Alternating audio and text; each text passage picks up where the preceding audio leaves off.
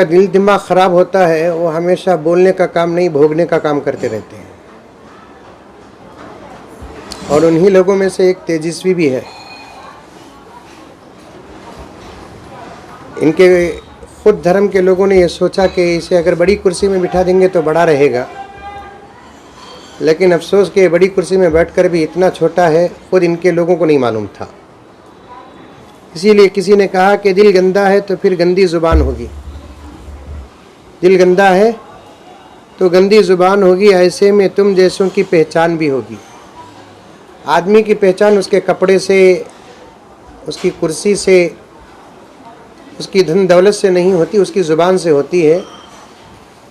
तेजस्वी जैसे लोगों की पहचान इस वक्त पहले से ही मालूम था हम लोगों को कि क्या कैटेगरी का इंसान है, और अब तो और भी अच्छा मालूम हो गया। पहले सिर्फ मुसलमानों को मालूम था, अब इस वक्त इस इलाके के और ख़ुसूसन कर्नाटक के सेकुलर हिंदू भाइयों को भी मालूम हो गया कि इसका कैरेक्टर क्या है, इसकी ज़ुबान क्या है, इसका दिल क्या है।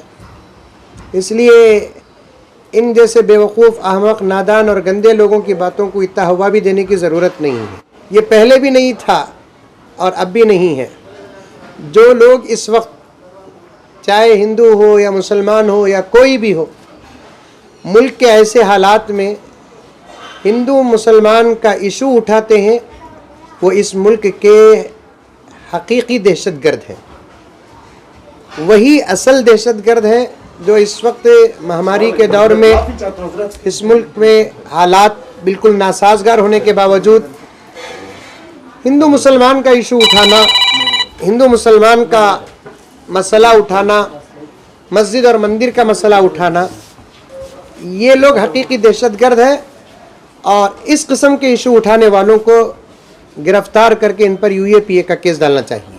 वो तो मैं नहीं कह सकता कि किसकी तरफ से पहल होगी, लेकिन सियासी सेकुलर लीडरों की तरफ से अल्हम्दुलिल्लाह पहल हो चुकी है, और उससे ज़्यादा हमारे इस इलाके के सेकुलर गैर मुस्लिम उन लोगों की तरफ से पहल हो गई है। यूट्यूब में हो या व्हाट्सएप में हो या फेसबुक में हो या टेलीग्राम में हो, जितना इस इलाके के सेकुलर संजीदा, जिनके दिल दिमाग साफ है, वो लोग जितना थूक रहे हैं ना, मैं समझूंगा कि तेजस्वी खुद और उसकी अपनी पूरी नस्ल पूरी ज़िंदगी भी ये थूक चटेगी। उम्र ख़त्म हो जाएगी, नस्ल ख़त्म हो जाएगी, लेकिन ये थूक ख़त्म नहीं होगा। मैं ऐसे लोगों को कहना चाहता हूँ कि आप इस मकाम के, इस मर्तबे के या असम्बली के, पार्लियामेंट के ख़त्तन लायक नहीं है। तेजस्वी जैसे लोगों को फ़ौरन इस्तीफ़ा देकर बाहर निकल जाना चाहिए, और उनके धर्म और उनके आस्था के मुताबिक वो अपने पापों को धोने के लिए गंगा को जाना चाहिए। वही मैंने आपके सामने अर्ज़ किया था ना कि DK शिव कुमार साहब भी बहुत अच्छे ख्यालात का इजहार किए हैं। हमारे बिल्कुल निहायत दोस्त और हरदिल अज़ीज़ ज़मीर साहब भी अपने अच्छे ख्यालात का इजहार किए। मेरा साफ साफ कहना ये है कि ख्यालात के इजहार करने से कुछ नहीं होगा।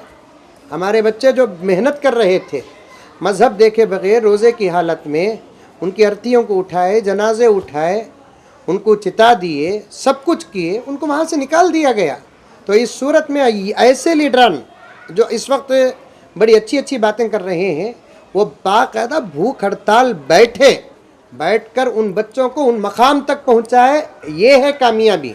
वरना उन्होंने निकाल दिए, हमें निकल गए, फिर उसके बाद हमें अपने जज्बात दिखा दिए। मैं समझता हूँ ये लालीपप के कामों के अलावा और कोई काम नहीं है।